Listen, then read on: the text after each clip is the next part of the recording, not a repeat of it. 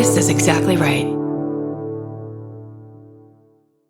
We know so much more about our skin than we used to. And we know how important it is to take care of it with CeraVe. CeraVe facial cleansers don't strip the skin. They strengthen the skin barrier from day one. I've always used CeraVe. They have little samples at my dermatologist as I'm leaving, and they don't do that with just anything. CeraVe is the #1 dermatologist recommended cleanser brand and offers a range of facial cleansers for all skin types. Find yours. Goodbye. Capture your favorite summer feeling with Pandora Jewelry. Discover a collection inspired by the sunshine, freedom, and moments that make the season unforgettable. From sun-kissed metals to personalized pieces ready to be engraved with your summer mantra. Each design moves with you from beach days to golden nights and every memory in between. Shop Pandora Jewelry's new summer collection in-store or online at pandora.net and let your summer unfold. Goodbye. Summer is for adventures, road trips, and adding a whole lot of miles to your car. That's why it's worth stopping at Valvoline Instant Oil Change first. Their trained techs help you get road trip ready with an oil change and an 18-point maintenance check included with every oil change, checking your tire pressure, wipers, lights, and more. Valvoline Instant Oil Change techs complete over 270 hours of training, so your car's in capable hands. Best part? You can stay in your car and you're in and out in about 15 minutes. Valvoline Instant Oil Change. Change wisely. Goodbye. The Hulu original series Furious is now streaming on Hulu and Hulu on Disney+.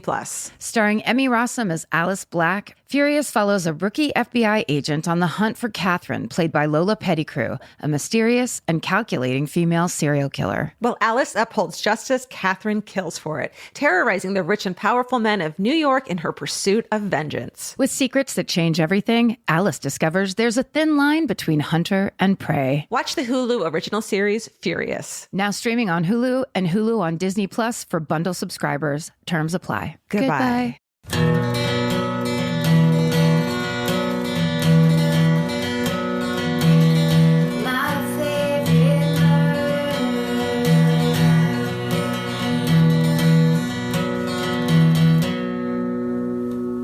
Hello and welcome to My Favorite Murder. That's Georgia Hardstart. That's Karen Kilgariff. And this is... I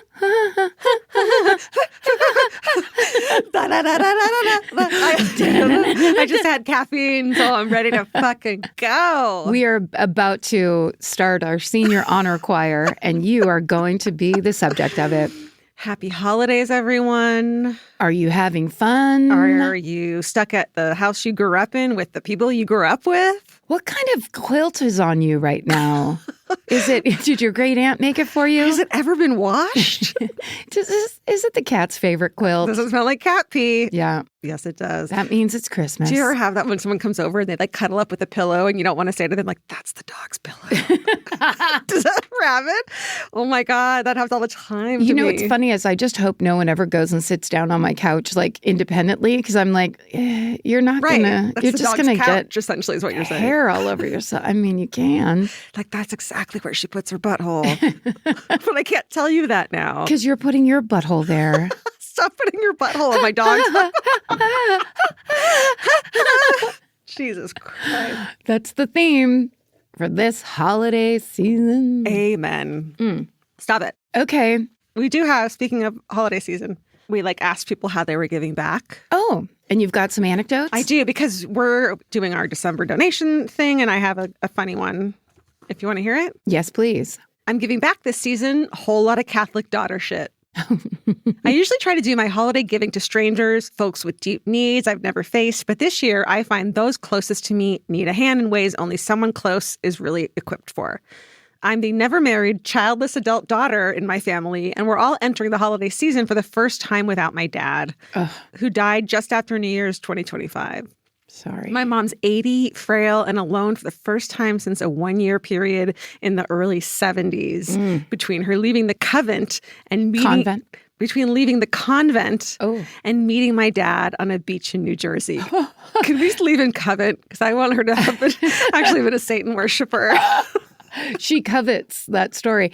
Okay, so the nun left the convent, went to the beach, and picked up a man. Yep. I love it. And never left his side. No. know.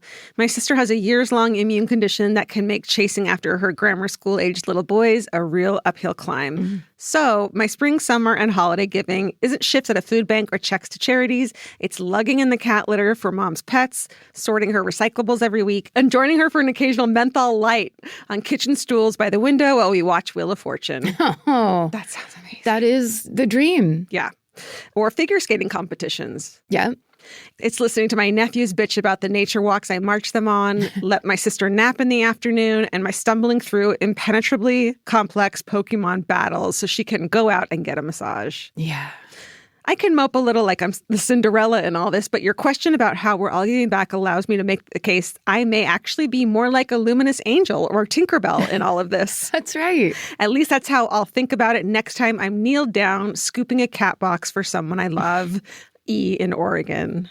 E, what a beautiful, thank you for sending that in. And what a beautiful sentiment. And because that is everything to the people you love the most. Totally. So what a donation to give. Yeah. There's always something you could do, even if you don't think you have the means. Yeah. For example, when I'm home with my father over the holidays and I get myself coffee from usually Pete's Coffee downtown, have it delivered to the house because it's 7 a.m. I'll get him a lemon loaf. Oh, Karen. I get him a lemon loaf. I won't make him get his own. Just for Christmas or the whole year. Just for Christmas. Oh, God, yeah. Okay, don't go. Because you don't want to spoil him. Yeah, like, calm down. Calm down, Dad, Jim. Dad, that's your lemon loaf. Dad. So I don't know what else you want from me. Did I tell you that? Did I tell you on this podcast, really the only time that counts? Yeah. That when I came home from Thanksgiving, when I drove home, it was 12 hours in the car. You did. We talked about it. God damn. It was. I talked about it with Vince. Like, it was so hard to hear. So we discussed it. I drove back down and then back up. No, I know. I just still can't get over it. No. But also nothing else has happened to me since that since that time. I've really actually, taken it easy. That's a good segue. I have a podcast in case you're driving 12 hours. Oh, perfect. Or you want to leave your life for a minute in your head. I binged this podcast in 26 hours. It's 10 episodes. And I binged it within a little over a day. Oh, because shit. it was so fucking good. Okay. It's called Beth's Dead. So my friend Elizabeth Lane, she's been a podcaster since 2010. So she's like OG, has always done it with her husband, Andy Rosen. She's the sweetest person. And they stopped podcasting suddenly out of nowhere because they had a really awful experience with a listener. Oh, no. And so they told their friend, Monica Padman from Armchair Expert, about it. And Monica, as podcasters do, said, let's make a podcast about it. Oh. So it's 10 episodes called Beth's Dead about they had to quit podcasting because they were so afraid for their lives.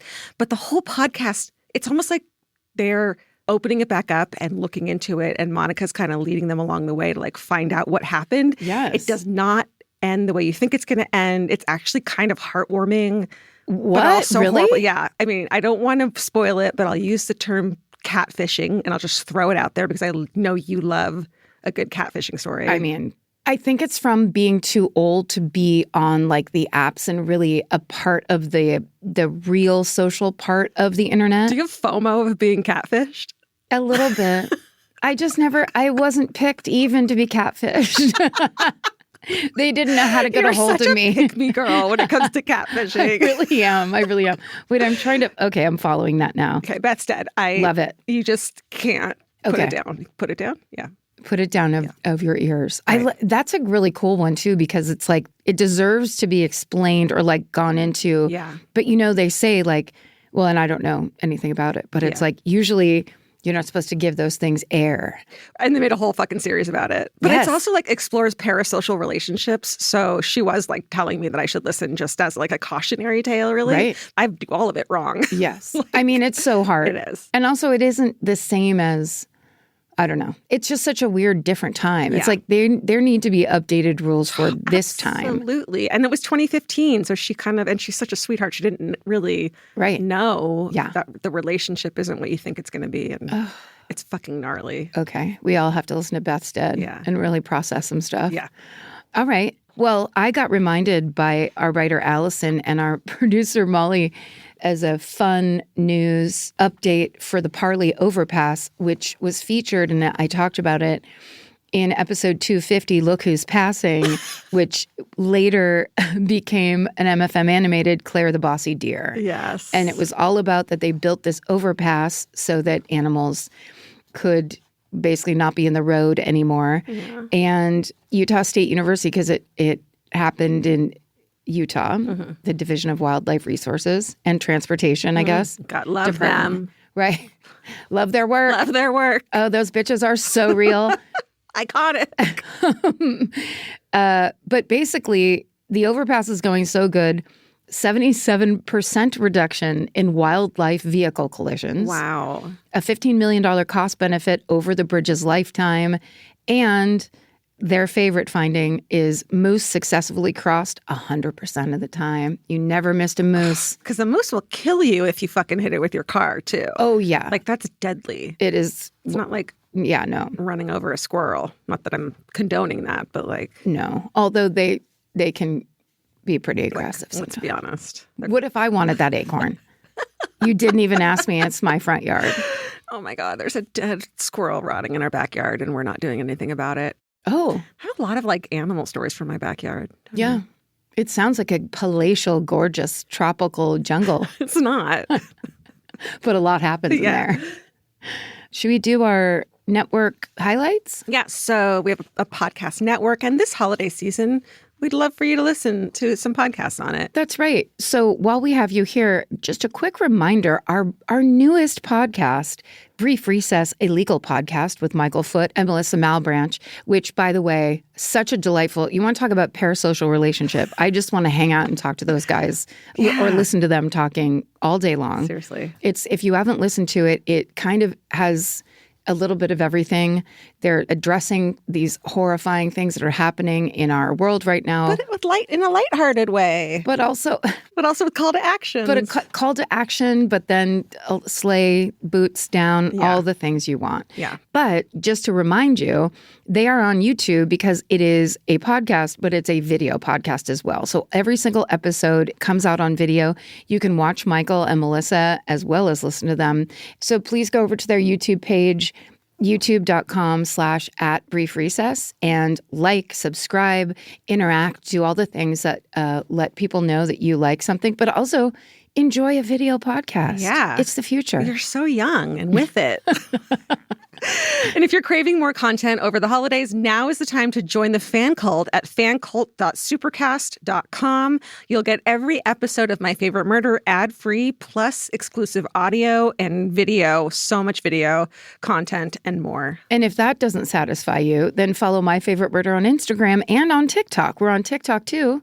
And make sure you don't miss any of our clips or our polls or our special announcements and all the other things that we have over there. We've been blowing up social media lately because Shannon, our social media manager, has been just fucking working her butt off and killing it. Shannon McAnally. That's right. Please follow us. She's a legend. And for our last-minute holiday shoppers, don't worry, we've got you.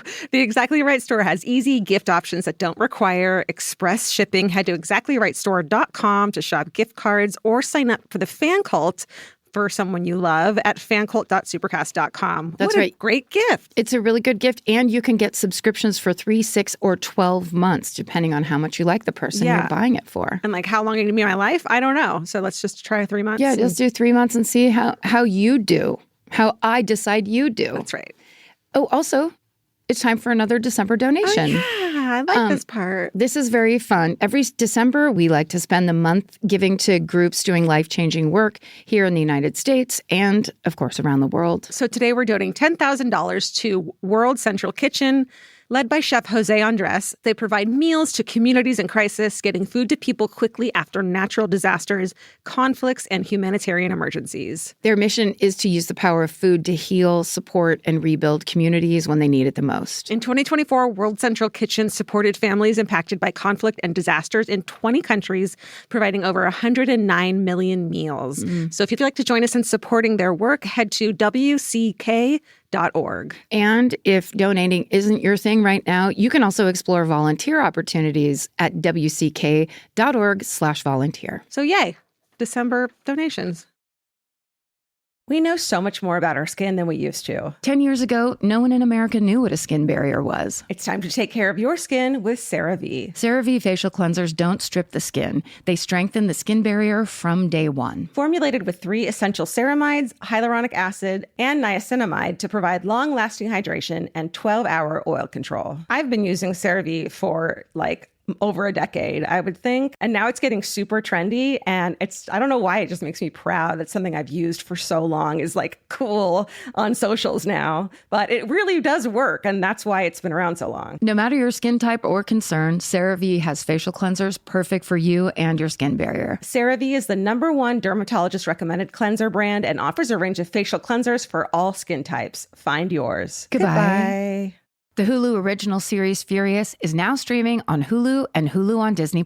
From Liz Merriweather, the Emmy-nominated executive producer of Dying for Sex and The Dropout, comes a gripping psychological thriller. Starring Emmy Rossum, Furious follows Alice Black, a rookie FBI agent on the hunt for Catherine, a mysterious and calculating female serial killer. It's Alice's first case on the job, and she's already bitten off more than she can chew. While Alice believes justice is achieved through law enforcement, Catherine has lost all faith in the legal system. She's taken it upon herself to terrorize the rich and powerful men of New York in her pursuit of vengeance. As Alice and Catherine's twisted game of cat and mouse unfolds, the lines between good and evil and right and wrong begin to blur. With shocking crimes, tangled relationships, and secrets that change everything, Alice discovers there's a thin line between hunter and prey. Watch the Hulu original series, Furious. Now streaming on Hulu and Hulu on Disney Plus for bundle subscribers. Terms apply. Goodbye.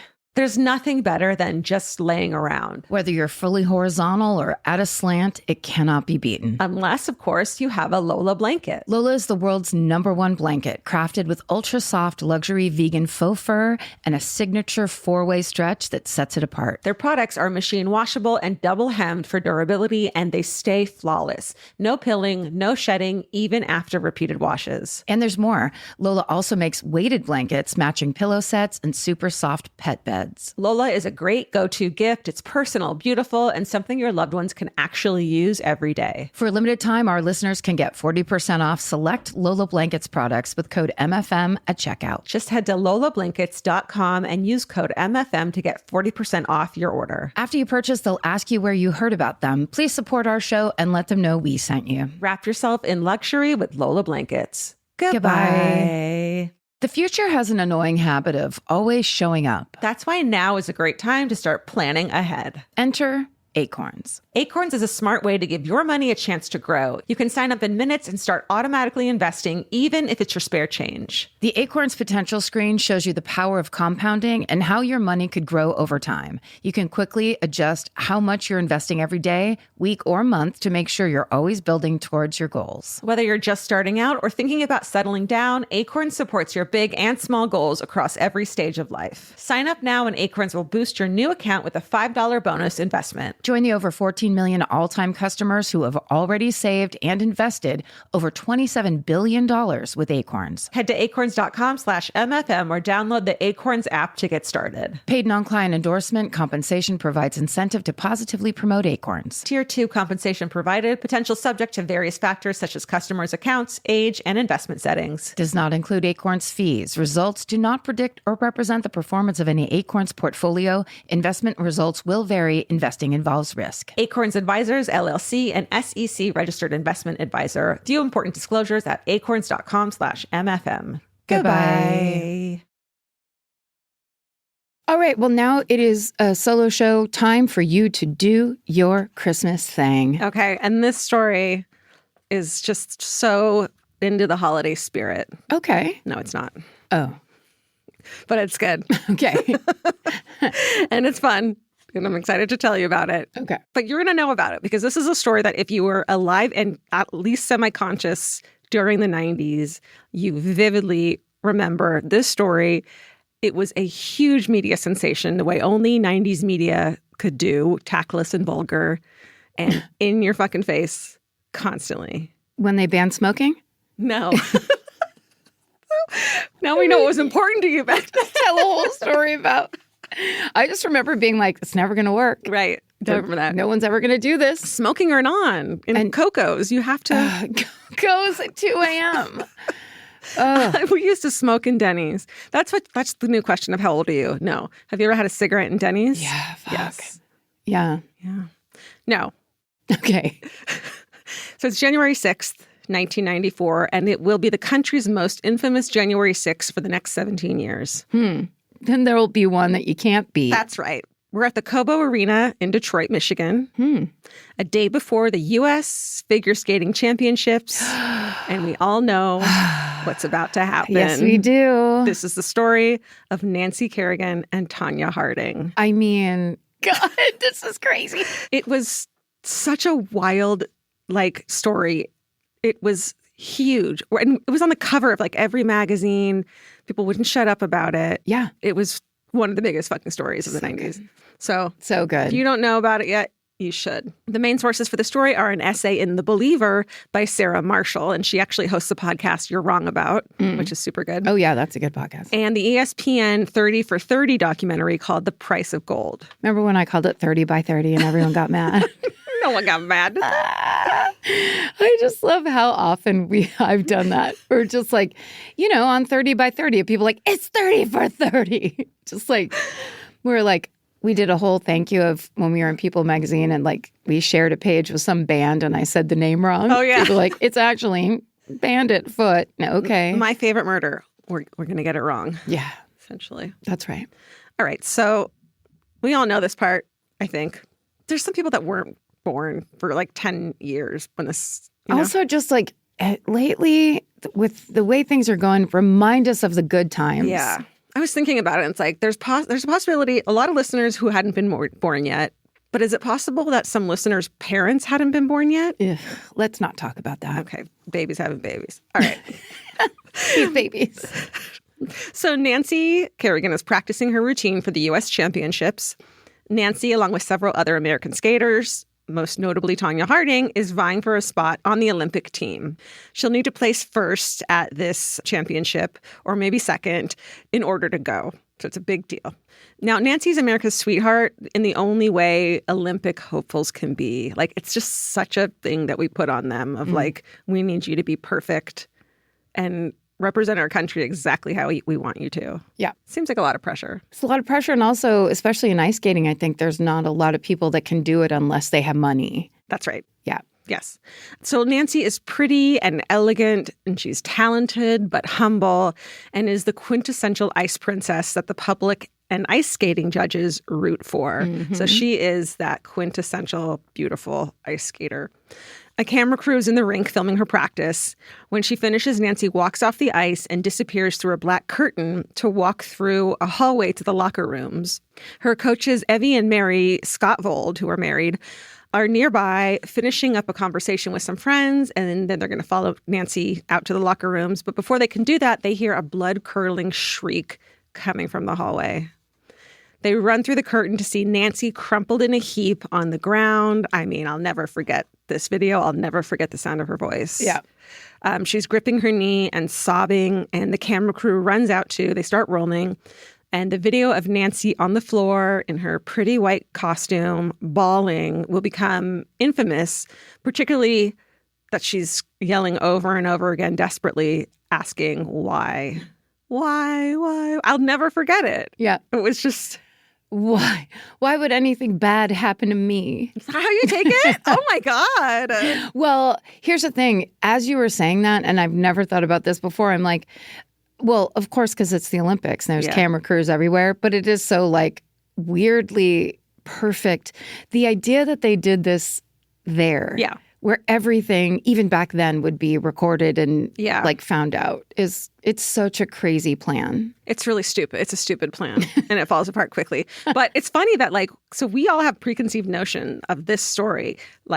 Nancy is the victim, but we don't like her for whatever reason. Tonya, you're on her side for some reason, even though she's very unlikable in a lot of ways. And it's really hard to root for her, especially in her own interviews. Yes. But, it's been shaped by the media, our view. And also, we've all been raised to hate women so much that we can figure out a way to hate any woman. You don't have to shoot. You can be the victim. You could be the perpetrator. You could be whatever. Mm-hmm. And that's how we do it to women. Yeah. Whereas there'll be some dude standing there and you're just like, I don't know, he's fine. You're like, I hate her. I don't like the way she was crying for being hit in the fucking knee. I didn't like the way she was wailing in pain. Yeah. That bothers me.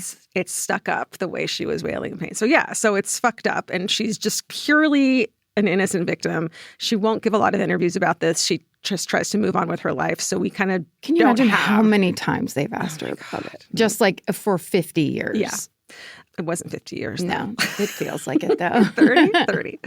So it comes out that a large unknown man in a leather jacket has just snuck up out of nowhere and whacked her one time in the leg with a long metal object. And Evie Scottfold, the husband in the husband and wife coach team that coaches Nancy, looks up to see this man crashing through a locked glass door of the arena. Oh. Like it's locked. So have you seen the movie, I, Tonya? I have, but I don't remember this part. I don't know if this actually happens, but in the movie, he smashes his forehead through the glass because the door is like bolted shut or locked shut.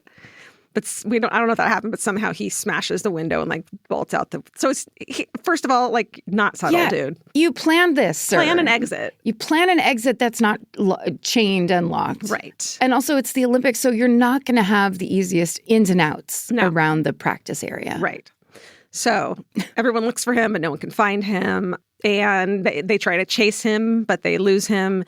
But still, Evie will wind up saying to his wife, Mary, that night, and it surprises her, that he suspects Nancy's main competitor, Tonya Harding, has something to do with the attack. Oh, immediately. Immediately. Fuck. Tonya and Nancy are both 24 years old, and they both come from working class backgrounds on opposite sides of the country. So Nancy is born in 1969 and grows up in Stoneham, Massachusetts. Her dad, Daniel, is a welder, and her mom, Brenda, is a stay-at-home mom. And Brenda is legally blind, having lost most of her vision from a virus she got when Nancy was a baby. Oh, my God. Yeah. So Nancy has two brothers who play hockey. And while the family's not at all wealthy, once Nancy shows an aptitude for figure skating around the time she's 8 years old, they put everything into it. Mm. And as you said, professional ice skating is not fucking cheap. It's almost like horseback riding to me, where it's just like, there's so many things you have to buy. Yeah. You have to buy ice time, you have to like spend money to be on the ice, coaching, costumes, all of that shit. Those skates, me and Laura bought Nora, because Nora got into ice skating. It was really cute. She was pretty good at it. But we bought her for Christmas the most beautiful pair of ice skates, and she grew out of them within like 9 months. Like she needed another pair, where I was like, and how much were they? I can't remember. I mean, but it was like that kind of thing where you're just like, oh yeah, they're kids. Right. And you have to do that over and over their whole career. No. My kid would sit at home. Yeah. Nancy's dad at times works 3 jobs to afford Nancy's coaching, costumes, and ice time. Why didn't they tell this story when it happened? Now I feel so guilty. No. I thought she was rich. She was not rich. I just assumed. You know what she was rich in, which I think a lot of people don't give enough credit for, is having a stable family. And that's a privilege in itself. And she had that, and that's great. And good for her. And it doesn't even seem like there was an actual rivalry between Tonya and Nancy. It was just that Nancy was her biggest competition. So Nancy had nothing to fucking do with this, really. Yeah, right. That's a very meaningful thing about the family thing. That's very true, because it was almost like, we're all going to pitch in and make this happen. Right. Like they all traveled together to her competitions, even her brothers. She stayed in the same hotel room with her parents. It's just like that I don't want to stay in a hotel room with my parents. No. I never have. That's not fun at all. No. And at one point, her dad takes a job driving the Zamboni at the rink in exchange for Nancy's ice time. So they're dedicated. They don't have tremendous means, but it's clearly a very loving and very stable household. I feel so guilty. Good. That's what I'm trying to do. On the other side of the country, in Portland, Oregon, which it's like rural Portland, Oregon. This is not like Portland now. Hipster. It's not keep Portland weird. No, Portland. It's like you own a gun and you go hunting Portland, And so there, Tonya Harding is born into tougher circumstances. Tonya's dad, Albert, works odd jobs and suffers from various health problems, which stop him from being able to work at times. Her mother, Lavana, played by Allison Janney, epically. I mean, unbelievable. So incredibly good in I, Tonya that it's uncomfortable. Yeah. She works as a waitress, and the family's home and financial situation is chaotic. Yeah. And then can I just say, like, some 30 years later, we're just now starting to learn about how chaos and poverty in childhood can lead to subsequent cognitive and social development issues, impair the development of executive function in children. It changes the child's brain structure, even, which can lead to anxiety and difficulties with social skills, mental health issues, etc. Look it up and go to therapy, everyone. And it's not an excuse. It's just kind of to say where her head was, you know? Right. So when Tonya's 3 years old, a new mall opens up nearby, and I want to say the name of it because I love it. It's the Clackamas Town Center. I don't know why. I fucking love that word. I've been there. Clackamas? They have an ice skating rink right in it. That's what I was going to say. Sorry, I keep jumping you. I'm not trying to. You know the story. Probably better than I do. It has a skating rink right in the very center of it. And somehow Levana finds the money to get Tonya skating lessons. And it's clear from the very beginning that she is a supremely talented skater and athlete from 3 years old. Well, I mean, that's the thing, because Nora was good at it too. She was at a friend's birthday party at the Charles Schultz Snoopy ice rink, and someone was Santa like, Rosa. Hey. And they're just like, she's very good at this and likes it a lot. So my sister's like, I mean, it's really fun, but the dedication, 100%. You have to sit in the most freezing room and just watch your kid spin in circles. I didn't even think about it for the parents, or it's just like, especially California parents who are just like, I don't know, isn't it hot outside? Yeah, you're what not in like a lawn chair with a beer. It's like the worst possible. Fuck that. Like Nancy's parents, Levana does as much as she can to fund Tonya's skating, but it's harder for her, and she also puts a lot of pressure on Tonya, as we see in the movie. Most people seem to come to the conclusion that ice skating will be Tonya's only shot at a more comfortable life than the one she was born into. It's like this or nothing. And it seems like they share that with her, this growing child. Yes.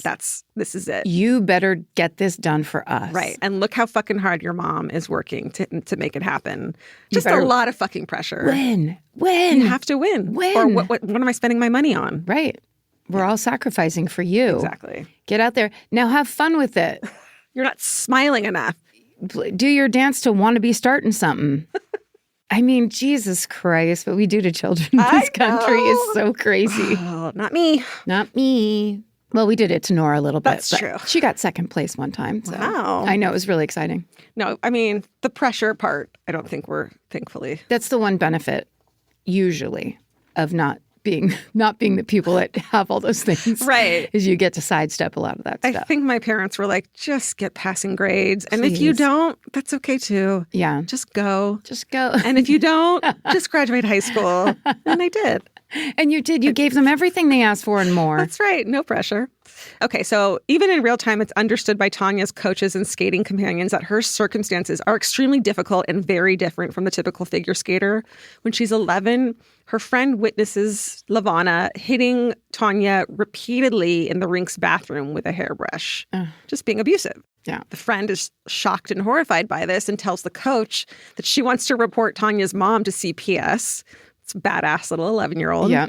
And the coach says that it would end Tonya's skating career forever if they reported her. Right. Which is so sad because it's like maybe it would have made you have a better life, even though skating isn't involved in it anymore. You know what I mean? It's just not that and also helps. How much of the skating was her choice at that point. Right. Mm-hmm. Yeah. A few years later, this friend actually winds up making a little documentary about Tonya. By then, Tonya's 15, and she very frankly talks about her difficult home life. Tonya's mother participates in the documentary, and she's wearing a fur coat with a green parrot perched on her shoulder, just like in the movie. Later, Tonya will also say that she was sexually abused as a teenager by several people in her life, and it does seem like there could have been a lack of protection in the environment she grew up in. It doesn't. Yeah. It's so hard because you can't believe everything this woman says, but there are definitely parts of it that are true and you have to believe. Yeah. So, she's an unreliable narrator. Yes, of course. But she's not lying about everything. No, and also if you have the kind of mom that'll beat you with a brush in a bathroom in front of people, then there isn't a lot of protection going on. No. It's easy to say, this is definitely not happening. Could it be worse at home? Of course. Yeah. So the part of ice skating that most appeals to Tonya is the athleticism. And we should talk about what she looked like for people who don't know. Like, she was just so quintessentially 90s. She looked like she burned her eyeliner with a match to get it moving on her eye. She had a very strong, she was like a redhead, but she had a very strong eye. She'd also bleach her hair like 90s blonde. Yeah. And like the 90s was kind of still the 80s when it came to style. So think of that, like big poofy bangs. Poofy, frizzy, big hair. Yeah, crimped and, Yeah. But then she looked like an Irish girl to me. Yeah, she definitely looked like the photo that you posted of yourself in high school. Like you would have been friends with her. Yes, absolutely. Like she would have been one of Karen's like smoking in the girls' bathroom friends. My mom would be like, I don't know if you should go to Tonya's this week. Exactly. Yeah. Exactly. She definitely looks like she smelled like those menthol cigarettes we were talking about. Totally. Right. Like a Kelly Bundy Yeah. type. So she loves the athleticism of it. She can do the grace and the artistry, blah, blah, blah. But that's not what comes naturally to her. What she wants to do is land the most difficult tricks possible.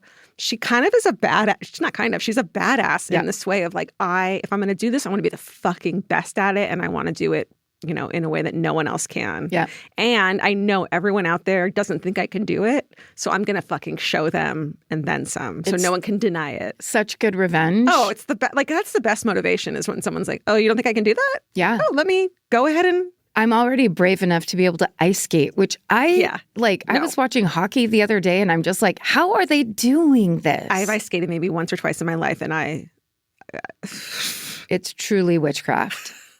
And then she's like, I'm not scared, not only not to ice skate, but like of anything. Right. So here, I'll just do the thing that makes people cheer. Right. And so the trick she wants to land to prove herself to everyone takes a huge amount of strength and power.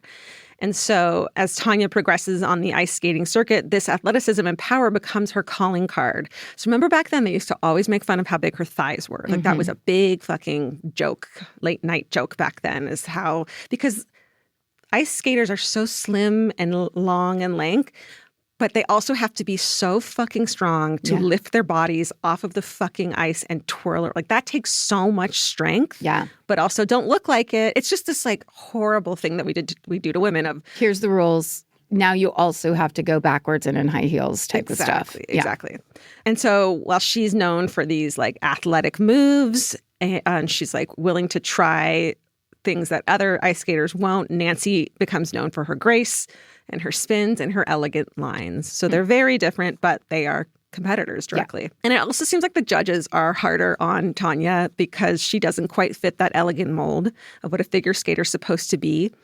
There's a lot of, it's so fucked up. Like the stuff I've been doing researching this makes me like angry. There's a lot of wiggle room and subjectivity in scoring ice skating.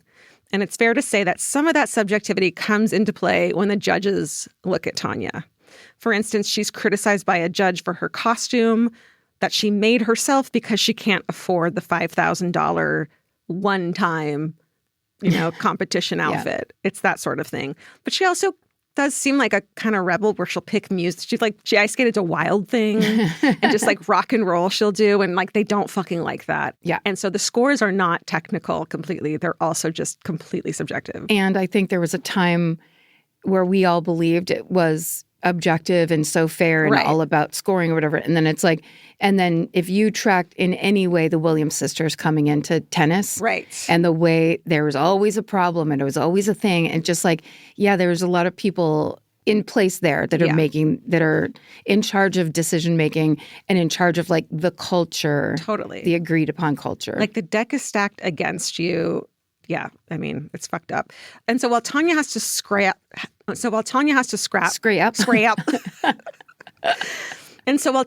scrap for everything she gets, people just seem to want to give Nancy things. Vera Wang starts designing her costumes because she's such a fan. She gets lucrative endorsement deals. I totally remember the Campbell's soup commercial. Do you? Oh, when she was like, she's actually on the ice? No, she's like closing her eyes and sipping some chicken noodle soup off the ice because she's cold. It's cold on the ice and she just closes her eyes. I mean, she really did look like any girl that would be in 17 magazine. Totally. So it was like she had it all kind of there anyway. Yeah. And I just remember her high pony. Yes. The curly hair, the high pony. She was really pretty. And I think that they also liked that she wasn't, it's such a contradiction. They liked that she wasn't this wealthy, wasp who was like a princess. They liked that she was from lower, but not Tonya's. You know what I mean? No. You can do that, but you can't do it this way. You can be from the lower classes, but you have to be pretty while you do it. Right, and you humble. You have to be thin. And you have to be humble about it and right. not think that you are owed anything. It's just such a contradiction. She gets endorsements from Reebok. So when people tell this story, there's always this focus on Nancy being the beautiful ice princess and Tonya being the more ugly duckling with bad costumes and bad hair. It does seem like they're compared a lot. They're kind of each other's biggest competitors, but it doesn't seem like they have any animosity towards each other. And Nancy's doing nothing to antagonize Tonya. There's that story's overblown that they have a feud because it's not even so. So when Tonya's 15 years old, she meets a 17-year-old mustachioed dude named Jeff Gillooly. He's played by Sebastian Stan. Yes, a classic. And they fall in love. It's her first ever boyfriend because all she does is skate. Yes. And get yelled at by her mother. Right. And she had dropped out of high school so she could skate. There's just nothing else in her life. So she meets this older guy and he has a car and he's a job and she's smitten completely by him immediately. Also, when you're 15, sorry to interrupt, but when you're 15, doesn't it feel like that's when you fall in love the hardest of your whole life? Oh my God. You kind of truly lose your mind. The hormones, everything that is, oh God, no, it's bad. It's so bad. It's soul crushing because you think it's the most important thing. And it is the most important thing in the world at that moment. But it's the most important thing that you're doing with Jeff Gillooly. And no one can convince you otherwise. Right. Yeah. Oh my God. Yeah. It's so hard to be a teenager. It is. It's the worst. Oh, it's so bad. You could not pay me to be a fucking teenager again. Oh my God, no. The two move in together when Tonya's just 17 years old. And the way she tells the story, she was pretty much just desperate to get out of her mom's house. And this kind of seemed like the only way. Yeah. They get married in 1990 when Tonya's 20 years old. And for a while, Jeff makes enough money to support them while Tonya keeps skating. And they're hoping she'll get those endorsement deals. Yeah. Jeff is abusive, though, allegedly, which Tonya will later discuss. The relationship will always be rocky and on and off. And like basically everything in Tonya's life, pretty unstable. The way Tonya describes it, Jeff was, quote, always saying the right things to get me back, and I'd be stupid enough to go back and get beat up again. And they show this in I, Tonya, and it's just, it's so dark. But also, she's not stupid. This is her life.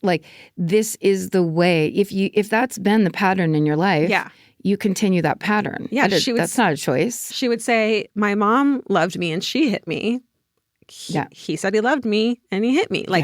That's what you learned. Yeah. It's really sad. And there's not really any, she doesn't see any other options in her life. It's really fucking sad. Okay. So it does seem like she kind of internalizes this abuse and is kind of victim blaming herself for it. Yeah. So it's not an excuse for her behavior, everything that happens to her, but it is context, which I think is important. And so while all this is going on, Nancy's living the way she always has, closely supported by her family, staying in the same hotel room as her parents at competitions. She lives with them.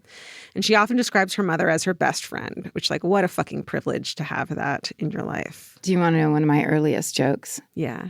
It was based on something some famous person had said, and we're like, my mother's my best friend. And I said, Mom, you're my best friend. And my mom went, well, you're not my best friend. Which literally she did. I could see that.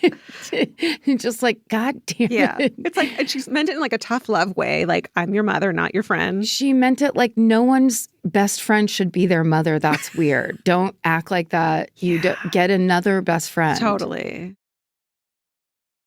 We know so much more about our skin than we used to. 10 years ago, no one in America knew what a skin barrier was. It's time to take care of your skin with CeraVe. CeraVe facial cleansers don't strip the skin. They strengthen the skin barrier from day one. Formulated with 3 essential ceramides, hyaluronic acid, and niacinamide to provide long-lasting hydration and 12-hour oil control. I've been using CeraVe for over a decade, I would think. And now it's getting super trendy. And I don't know why, it just makes me proud that something I've used for so long is cool on socials now. But it really does work. And that's why it's been around so long. No matter your skin type or concern, CeraVe has facial cleansers perfect for you and your skin barrier. CeraVe is the #1 dermatologist recommended cleanser brand and offers a range of facial cleansers for all skin types. Find yours. Goodbye. The Hulu original series Furious is now streaming on Hulu and Hulu on Disney+. From Liz Merriweather, the Emmy-nominated executive producer of Dying for Sex and The Dropout, comes a gripping psychological thriller. Starring Emmy Rossum, Furious follows Alice Black, a rookie FBI agent on the hunt for Catherine, a mysterious and calculating female serial killer. It's Alice's first case on the job, and she's already bitten off more than she can chew. While Alice believes justice is achieved through law enforcement, Catherine has lost all faith in the legal system. She's taken it upon herself to terrorize the rich and powerful men of New York in her pursuit of vengeance. As Alice and Catherine's twisted game of cat and mouse unfolds, the lines between good and evil and right and wrong begin to blur. With shocking crimes, tangled relationships, and secrets that change everything, Alice discovers there's a thin line between hunter and prey. Watch the Hulu original series, Furious. Now streaming on Hulu and Hulu on Disney Plus for bundle subscribers. Terms apply. Goodbye. There's nothing better than just laying around. Whether you're fully horizontal or at a slant, it cannot be beaten. Unless, of course, you have a Lola blanket. Lola is the world's #1 blanket, crafted with ultra-soft luxury vegan faux fur and a signature 4-way stretch that sets it apart. Their products are machine washable and double hemmed for durability, and they stay flawless. No pilling, no shedding, even after repeated washes. And there's more. Lola also makes weighted blankets, matching pillow sets, and super soft pet beds.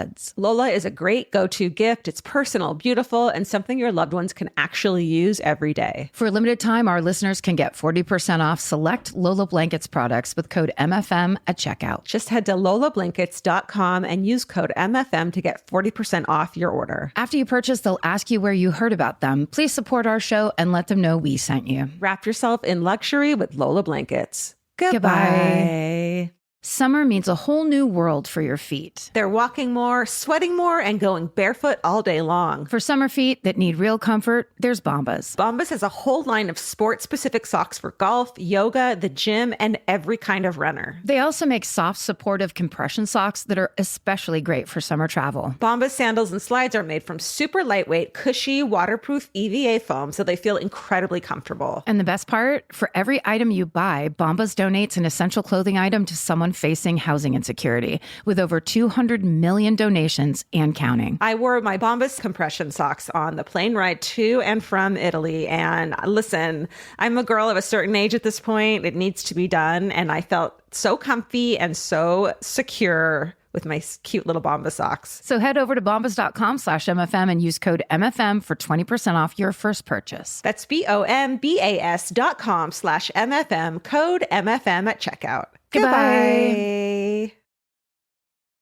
So during the year after her marriage to Jeff, Tonya's doing her best skating of her life.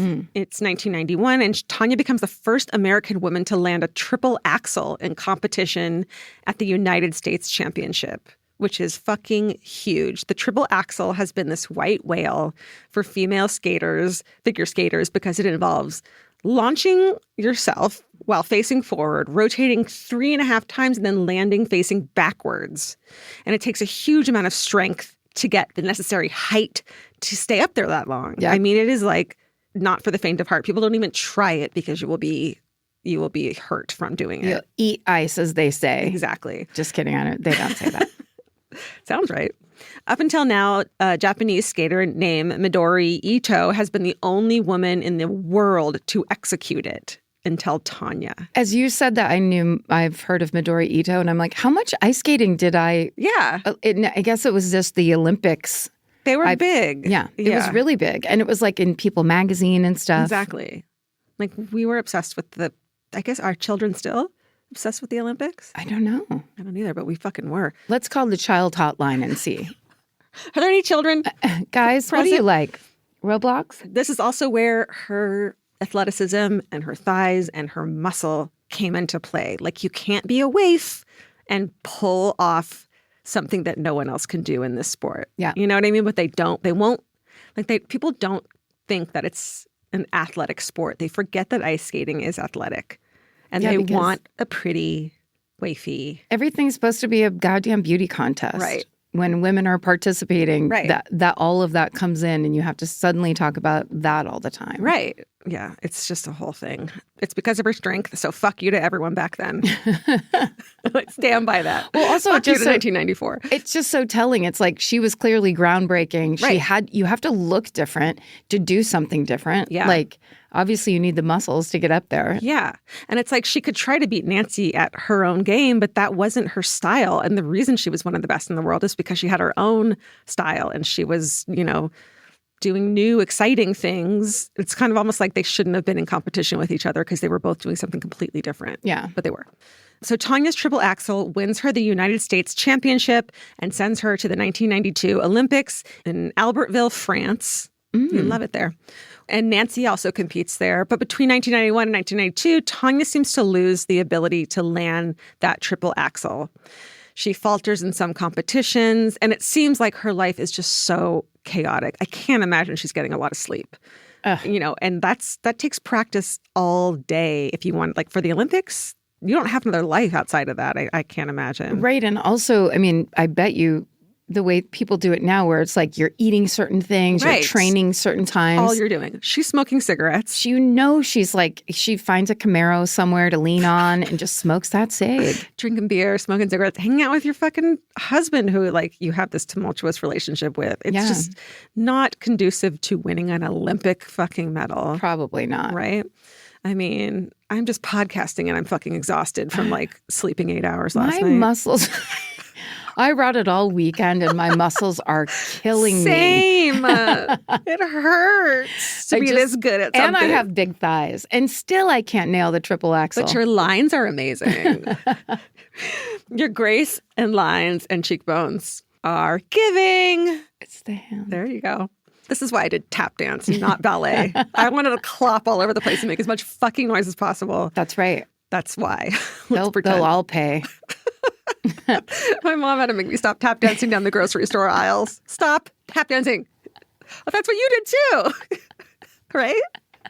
Or your mom would grab you and say. Yeah, she would just grab me by the neck and be like, Right. What do we need today? Don't wander off. Which meant stop having temper tantrums everywhere you go. You'd always know where I was because I was clopping down a fucking. Okay. We're creating so much work for the editors in this episode. We're showing them what it's like to be Tonya Harding and how chaotic life can be. It's really hard and we understand it. Yeah, but you know what? Leave it all in. We stand by our words. We're leaving it all in. Nothing's getting edited. Yes. Oh, yay. Everyone go on vacation. Okay, stop it.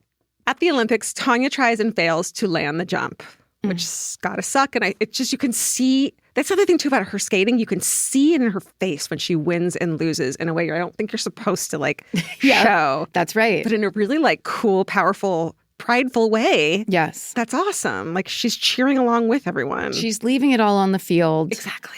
Is that the one when she couldn't land it where she had the black velvet outfit on? I think so. I feel like I watched one of these real time. Yeah. And it was hard to watch. Okay. Yeah.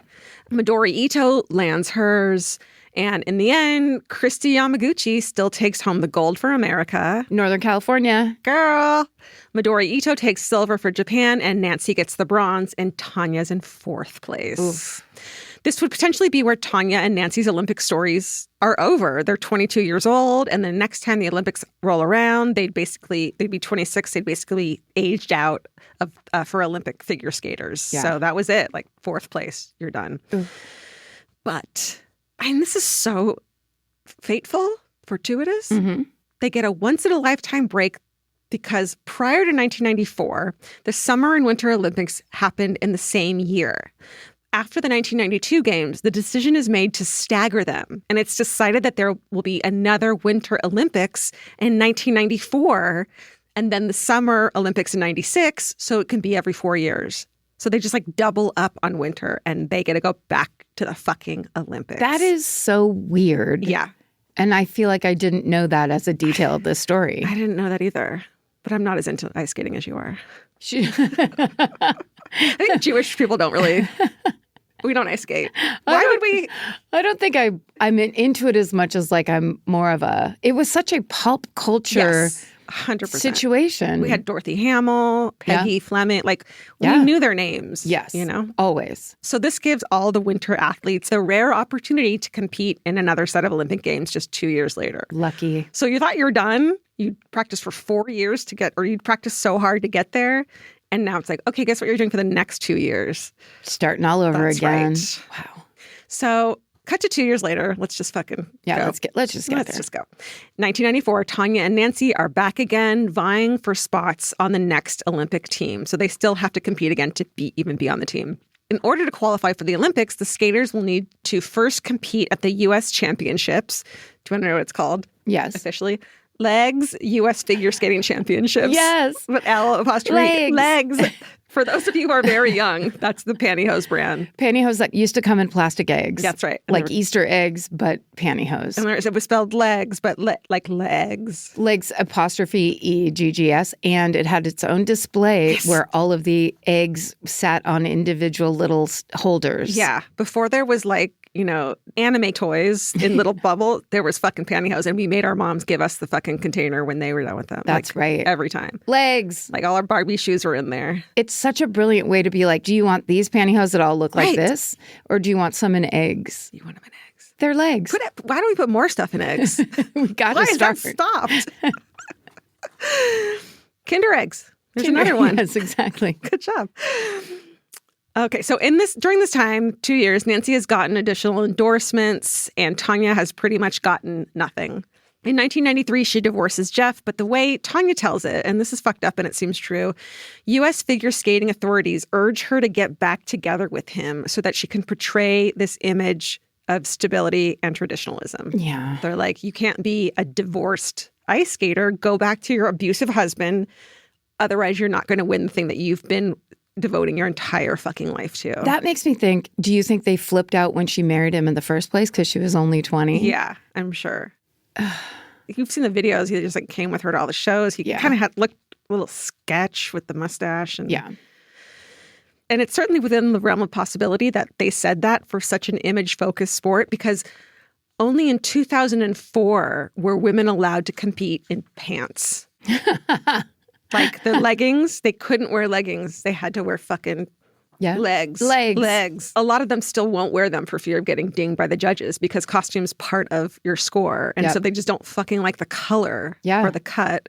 It's a personal preference, not a fucking... It's very dance moms coded. 100%. Like we're just always going to be haunted by these people that are behind a table, you know, waiting to put up a number. And it's like, those are the they in your mind where it's like, they say you shouldn't do it that way. It's like, who fucking cares? It's dance moms and it's pageants, child pageants. Which is gross. So gross. Yeah. Okay. We're just insulting the entire ice skating. We don't like anything. Yeah. Also, ice. Fuck ice. I meant to for the drink, but... Can we leave fuck ice? Well, yeah, for sure. Right? You like crushed or do you like cubes? Okay, stop it. That brings us back to your favorite day, January 6th. Always. 1994. In the wake of the attack, Nancy had suffered... So they were aiming for her knee, but they missed. And she suffered a severe bone bruise, and the lower right thigh was what ended up getting hit. Ooh. But they did purposely go for her standing leg. So when she did twirls, she did it on the leg that they hit. Because she could have kept going maybe if she didn't have to like favor that leg. Right. But so they purposely used her weight-bearing leg. Thank you. Yeah. And it was hit with a telescopic baton. Oh, so yeah. like a police baton. That Jeez. Like whap. I mean, yeah, that's so intense. Traumatizing. Why? And then her dad picks her up and carries her into the locker room. He had to take a fourth job. Jesus Christ, this is so much worse than I even understood it to be. I know, but her knee is not broken, which is a miracle. So she can't skate in the U.S. Championships, which will determine who's going to go to the Olympics. So without Nancy competing, Tonya places first. Oh. And a baby, Michelle Kwan, 13 at the time. And I mean, she looks like a little baby. Yeah. She places second. So the 13. two... I know. Jesus. So the two of them are technically who are supposed to go represent the U.S. at the Olympics. The committee decides to bump Michelle Kwan. They say to her, look, you're 13. You have other chances. Nancy doesn't. How do you feel about us, like, switching you guys out? Nancy couldn't compete. And Michelle fucking Kwan said, okay. Like, how graceful is that of her and, like, fucking cool? Holy shit. Yeah. As a 13-year-old, you're like, no fucking Fuck way. you. Judge, get the judges over Do here. you know how hard this was? Fuck you. Fuck you. I am in 7th grade. You're cool. Fuck you. Oh my God. What a generous thing she did. Totally. I mean, even if she didn't want to, it's like amazing. Yeah. And like that had just happened to Nancy. And we cannot tell you how big of a story this was at the time. This Non-stop. was the biggest story in the U.S. and maybe in the world for a while. Yes. I'm angry about how big it was. So they decided to send Nancy anyway, even though she didn't compete. And so this competition has come to an end. Tonya and Nancy are going to the Olympics, but the frenzy to figure out who attacked Nancy heats up. And I mean, I can't remember if we all knew it was... We knew. We knew. Right? We knew. Like, who didn't know? I think that, well, they just had to get the proof. Yeah. But I feel like what's unfair, and really would have been unfair if she wasn't guilty, Tonya just had that look of a girl that, like, you don't want to cross her, and then she finds you in the movie theater parking lot. You know, so then it was clearly all those adults were just acting like, we know what happened, we can't prove it, we're going to continue as if that's what's going on. Totally. So shortly after the attack, the KOIN TV, K-O-I-N, in Portland, we know them well, the Portland station, receives an anonymous letter claiming that Jeff, Tonya's husband, Tonya and a team of Tonya's bodyguards were responsible for Nancy's injury. One of the producers at the station knows Tonya personally and calls her up about it. And she says, you can look at the letter, but you have to do an interview with me. Like, she fucking... Did she write that letter? No. Oh. No, she's like, you can see it. You can come to the station and see it, but only if you do an interview with me. Oh, it's like kind of like, got it. All right, girl. So Tonya goes on air on that station to refute the letter. And it's so fucking creepy. Jeff is sitting directly behind the interviewer. And in the interview, you can see him staring at her. And she looks afraid. Yeah. And you can kind of see her, like, you know, look at him a couple times to get the right answer.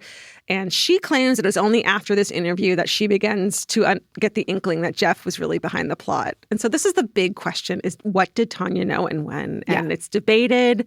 There's no total proof either way. I think we generally assume she had something to do with it from the beginning, allegedly. Yes. I mean, that's kind of the logical. Yeah. But then the idea of that your abusive husband would do this and you didn't know he was going to do it is so awful. You can see how that would happen too. Like, that's what's so hard about the argument is, like, you could see him doing it without wanting to burden you. And, like, he's just going to do this thing that he thinks you might want. Or he's the man and the provider, and he's like, yeah, I took care of it for you. Tonya got a death threat before the Nancy Kerrigan thing happened. Oh. And so that's what they were going to do initially, is just give Nancy a death threat and hope that maybe she doesn't compete. But then it became this thing, so she might have had nothing to do with it. Allegedly. Okay, so the station hands over the letter to the FBI, and it's quickly traced back to a friend of the father of one of Jeff's friends, a man named Sean Eckhart. And so this guy is played by the incredible Paul Walter Hauser. Do you know who that is? Yeah, I think so. He was the one in Blackbird who played the serial killer. Yes, he's just such an incredible actor. Yeah, and he was so perfect in I, Tonya. So he had actually worked as Tonya's bodyguard and had given interviews in the wake of the attack. He's just a complete idiot. He also privately tells lots of acquaintances that he was involved in it. He's bragging about it. Yeah. He thinks he's like this, like a superhero kind of, or like a badass guy. Yeah, and he's just not. Once the FBI gets to Sean, the whole plot is revealed fairly quickly. The FBI agents who interviewed him said, quote, when Sean realized he was facing some fairly serious penalties, he folded like a cheap accordion. Sean signs a statement claiming that 4 men were involved in the plot and that the idea seemed to come from Jeff, the husband. Jeff asked Sean to hire a hit team of 2 other men to carry out the attack, and those 2 men are named Derek Smith and Shane Stant. And so basically they travel to Detroit, where Nancy is competing to be in the Olympics, and where they hit her, and all of this travel is charged to credit cards under their own names. When confronted with all the evidence, both men confess to the attack and plead guilty fairly quickly. Yeah. But over time, the men involved in the plot start changing their stories, saying that Tonya was involved and that she was in charge of the plot. So she kind of turns on Jeff, her now ex-husband. And when he finds out, he turns on her too, and they all do. Yeah. The only real evidence they find against Tonya is they find a scrap of paper with information in her handwriting, allegedly, about the rink and phone numbers for the rink where Nancy was practicing. Oh. So it just looked really bad. Yeah, that isn't good. Yeah. And so while all this is going on, Tonya's still preparing for the Olympics. In the meantime, no stress. Push on through. Yeah. Which are scheduled to begin in, what's it called? Lillehammer? Thank you. Lillehammer, Norway. And Tonya still practices at so Tonya's practicing at this rink in an open mall. And now she's the biggest villain in the U.S. And so as she's practicing and stressing out of the Olympics, she's being watched by every news station in the fucking galaxy. And just like waiting for her to fall and fail and something wrong to happen so they can report about it. Yes. It's just crazy. It's open to spectators and to the press. It's a madhouse. Even Diane Sawyer shows up ringside and just hangs out at the edge of the rink asking her questions. Diane Sawyer went to the Clackamas Mall. Yes. That's hilarious. She's like one of the most respected journalists of our time. And she had to get out there. No. So this media frenzy follows her fucking everywhere over the course of 6 weeks leading up to the Olympics. Under questioning, Tonya confesses to learning about the plot after the fact. That's the only thing she ever admits to. And not alerting authorities as soon as she knew. And that's the only thing she's guilty of. She says she was afraid of what Jeff would do if she came forward, which is reasonable given Jeff's track record of abuse. But people to this day doubt whether or not she knew about the plot in advance and whether she helped advance it. But while all of this investigation is going on, Tonya hasn't been charged with anything. And the Olympics are approaching. And with Tonya being a U.S. champion, the Olympic Committee has no solid reason to remove her from the team. Like, they can't. They're hoping she resigns because at this point she admitted she knew something about the plot after the fact. Tonya then threatens to sue the Olympic Committee. Yeah, I'll fucking sue you for $10 million. Sue all you motherfuckers. Sue all you motherfuckers. I'm competing. Yeah. Meanwhile, Nancy's healing up and she'll be able to compete. In the 6 weeks between the attack and the games, she has to spend 4 weeks in physical therapy and then only has 2 weeks to practice her routine. Actually, in January 1994, this story was so big, it was on the covers of Sports Illustrated, Newsweek, and Time magazine. Yeah. It's huge.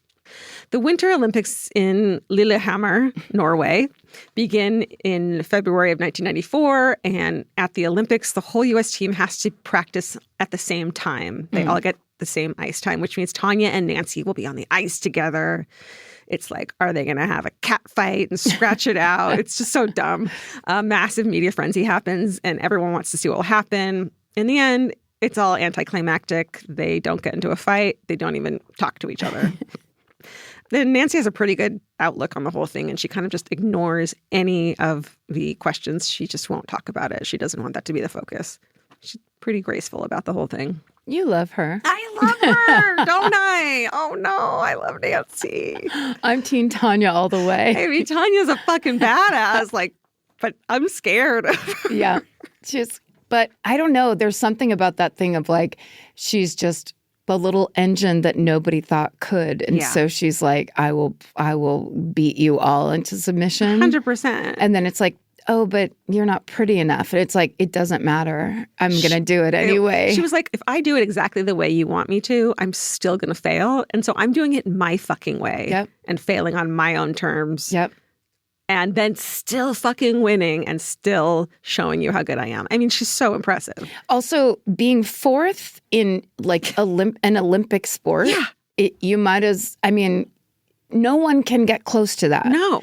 There's people really love to watch TV, myself included, and they just be like, I could do that. That's easy. It's not that big of a deal. It's like, most people can't just go once around. No. And part of ice skating is making it look easy. They don't want you to have strain on your face or big thighs, big muscular thighs. They want you to make it look like you're just flying. Because you're just a little lady. And Tonya's like, well, fuck you. Tonya's like, I'm going to do things other people can't do. Right. And I wear a lot of black eyeliner while I do Yeah. it. The thing is that she didn't know she was an autumn. And if we had just gotten some brown eyeliner in there, they would have loved her to death. Absolutely. She could have been a little redhead. Yeah. I think I love them both. Okay. So once the competition gets underway, Nancy skates a great short program while Tonya's performance is rocky. I mean, no Too much stress pressure. or anything. Yeah, exactly. When it comes for the long program, when Tonya's name is called, it takes her a long time to get on the ice because her shoelace broke. Oh, yeah. And I remember that. Yeah. And she has very specific shoes because of the jumps. And so they couldn't find the laces that were long enough for her. She's freaking out. She gets on the ice very last minute. So stress, like, can you imagine? I mean, she says, like, it's not going to hold me. Like, she knows her shoes are not going to hold her for her jumps. And she also has like a misaligned skate. It's just a mess. And so she fails her first jump and she begins crying and takes her. Remember, this is the one where she, yeah. I watched all of it. Yeah. I saw it. And also it's that thing where when I was watching it, and I think there's no way the judges weren't saying this or like this, the commentators weren't kind of alluding to it. Yeah. But it's like, how do you, with that right behind you, go? And so the second her lace was broken, it was like, to me, I felt like it was, the pressure was building like crazy. And the people staring at her. And then it was like, it wasn't the shoelace. You just couldn't, you wanted out. There's no coming back from that.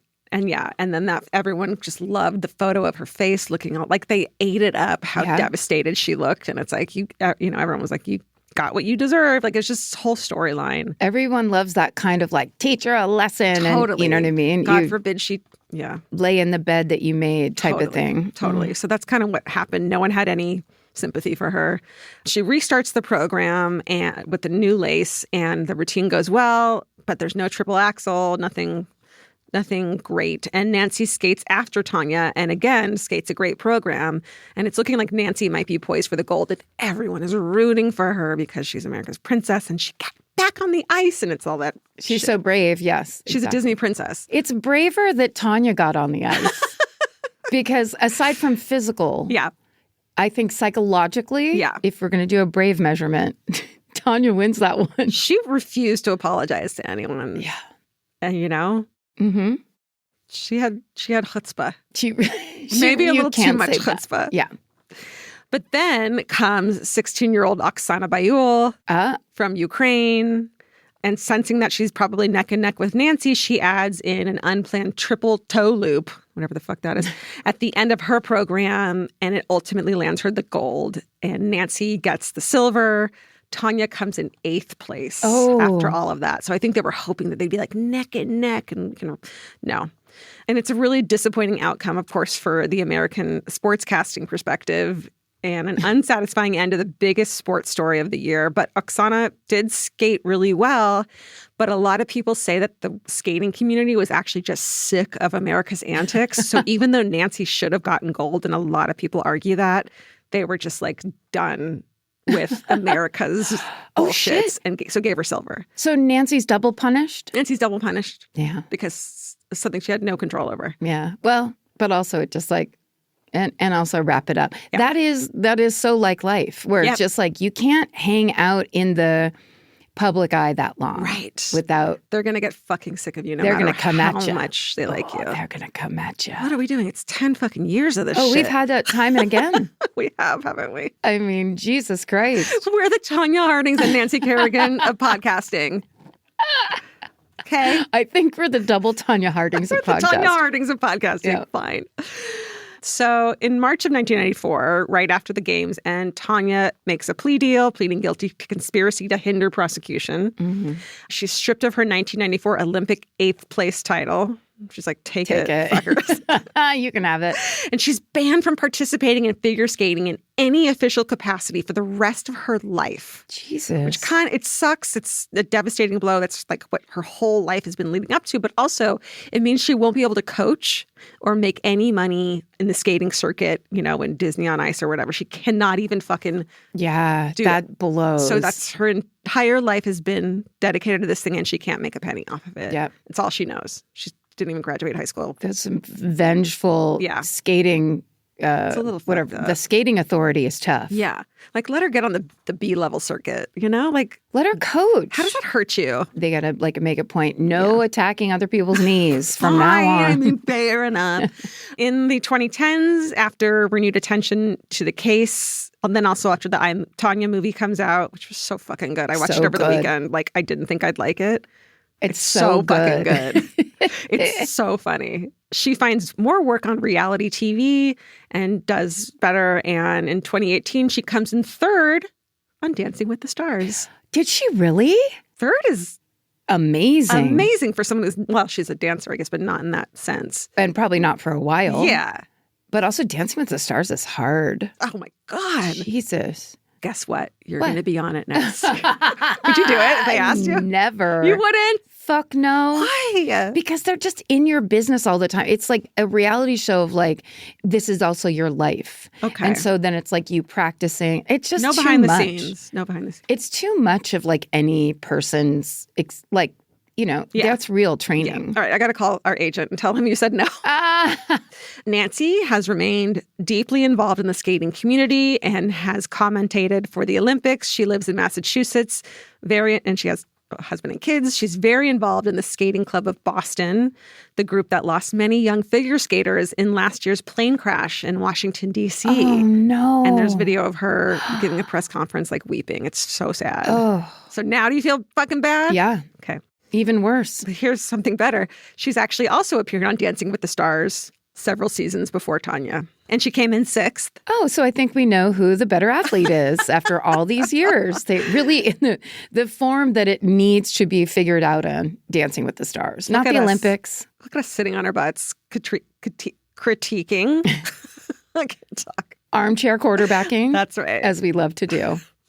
Throughout the 90s, American figure skating becomes a huge deal with TV specials and national tours. This is when it really like blows up into mainstream, and figure skaters are catapulted to a much higher status of fame and recognition and fucking those lucrative deals than they were previously. And a lot of people think that the whole Nancy versus Tonya spectacle is part of the reason for this. Yeah, that makes sense. So it launches a generation of figure skating fans who to this day continue to debate what Tonya knew and when she knew it.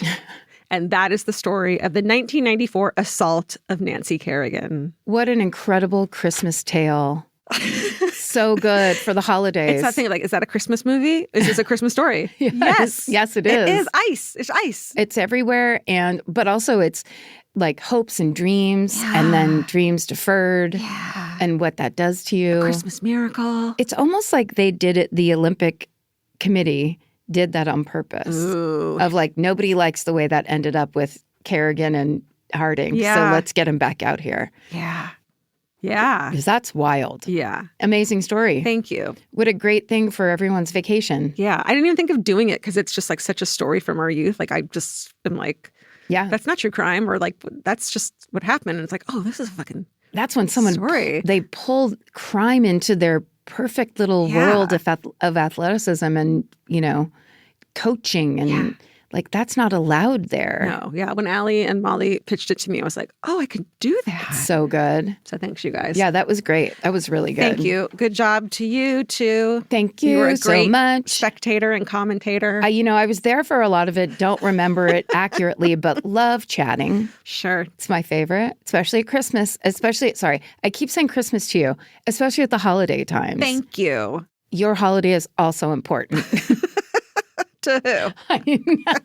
To me. Aww. Well, listeners, have a lovely holiday, whatever you're celebrating or even not celebrating. That's right. Treat yourself to something nice. You deserve it. Treat yourself to a telescoping weapon of your choice this holiday season. Stay sexy. And don't get murdered. Goodbye. Elvis, do you want a cookie?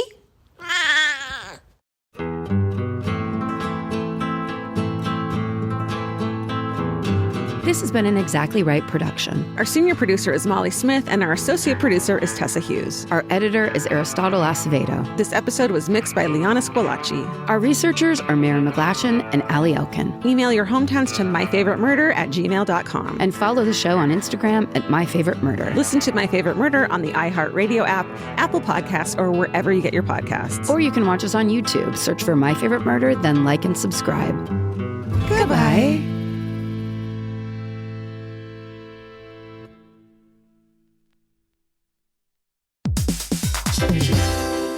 Hey everybody, here's the thing about other home security systems. They're all designed for after the window breaks, after someone's inside, after you get the notification, after the police come. SimpliSafe is the first system designed for before, stopping a break-in before it even begins. That's right. Unlike traditional security systems that only alert you after a break-in is already underway, SimpliSafe is designed to help prevent the crime before it starts. Their cameras can detect suspicious activity at the perimeter and alert live U.S.-based agents. Then SimpliSafe's agents assess the threat, intervene, speak through the camera to scare off the intruders, and call for 911 dispatch. That's right, and SimpliSafe has been protecting your world for 20 years, everybody. So celebrate their anniversary and save 60% on your new SimpliSafe system at simplisafe.com/stuff. That's 60% off, you guys, at simplisafe.com/stuff. Plus, when you order, write in our show name and the How Did You Hear About Us survey to let them know that we sent you. Don't forget, there's no safe like SimpliSafe. Calling all amateur detectives and podcast obsessives. Virgin Voyage's second true crime voyage sets sail March 20th, 2027 for a 5-night escape to Grand Turk and the Beach Club at Bimini. As part of the On Air at Sea collection, this immersive sailing brings together fan favorite podcasts, including Disgraceland, Buried Bones, and Wisecrack, for live recordings, behind-the-scenes access, exclusive meet and greets, and crime-themed programming that you won't find anywhere else. All aboard our award-winning, kid-free ships. Head over to virginvoyages.com/truecrime to secure your spot. Goodbye. I'm Nancy Glass, host of the Burden of Guilt Season 3 podcast. This is a story about a horrendous situation that destroyed 2 families. It's a scorched earth war that shows just how far someone will go to get what they want. Cindy said I had to choose between the truth and my family, and I had to choose the truth. Listen to Season 3 of Burden of Guilt on the iHeartRadio app, Apple Podcasts, or wherever you get your podcasts.